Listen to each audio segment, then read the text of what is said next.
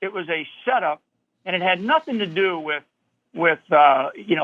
crimes or anything that occurred. It actually had to do with trying to not only damage but get Donald Trump out of office, to remove him in some capacity after he defeated Hillary Clinton in 2016.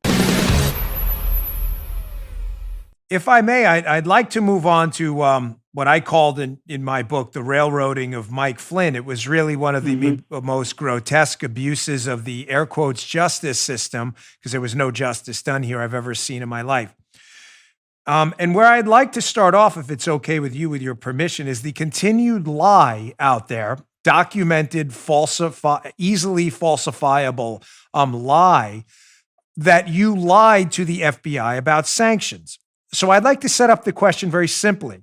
Number one, you were interviewed at the White House after you were announced and after you took the position of National Security Advisor by the FBI about a perfectly legitimate, legal, and appropriate call with the Russian ambassador that had happened after the election, but before you were sworn in. I'm just trying to set this up for our audience. Sure.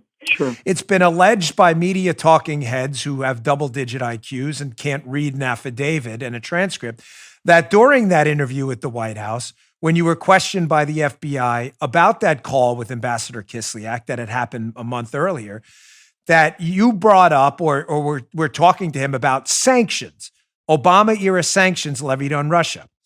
General, one of the things I've always found interesting, and we'll show some of this on the B-roll during the clip, is that there is no mention of sanctions anywhere in the FBI's own 302 documenting their interview. So how could you lie about sanctions that the FBI acknowledged you were never even asked about? Right. So, Dan, what I would just say in response to that, because there's so much information that's out there publicly, and of course, people only see what soundbite comes out. And if you're watching, depending on what media source you watch, you think I'm public enemy number one. Here's what I would say.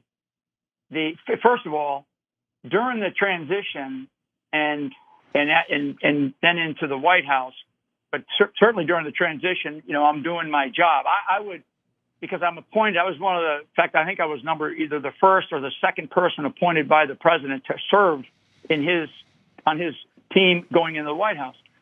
I probably talked easily to 100 countries and leaders in those countries, not necessarily the president or the premier or the prime minister or the king or whatever. Although I did talk to a couple countries at that level. So first of all, I'm talking to hundreds of countries, or certainly dozens and dozens of countries. So one of which, of course, is one of the the largest countries on the planet. Is one of the countries that we have to deal with is Russia. So all the noise behind that really amounted to what was clearly a setup. And it was a setup, as we finally learned only recently, really only the last couple of months, where one particular FBI agent who was part of the 2015-2016 scandal, he then went into the 2017 scandal, and he was part of the Mueller investigation. And he finally came forward, and I don't know why. I still don't know the real reason why he came forward. I suspect a couple of reasons, but he came forward and essentially said he was sick to his stomach because the whole effort was, we got to get Flynn to get Trump, and that was it.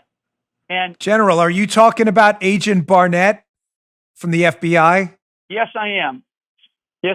And that's a public filing. That's right. That's out there. And I think it was late October timeframe or October timeframe when his 302, his document his statement basically came out public, because we were fighting for what everybody has gotten to know is this exculpatory information. So we're fighting for that information.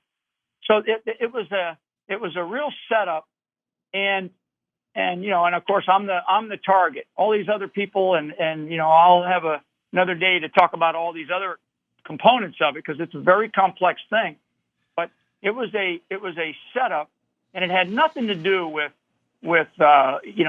crimes or anything that occurred. It actually had to do with trying to not only damage but get Donald Trump out of office, to remove him in some capacity after he defeated Hillary Clinton in 2016. You just heard Dan Bongino.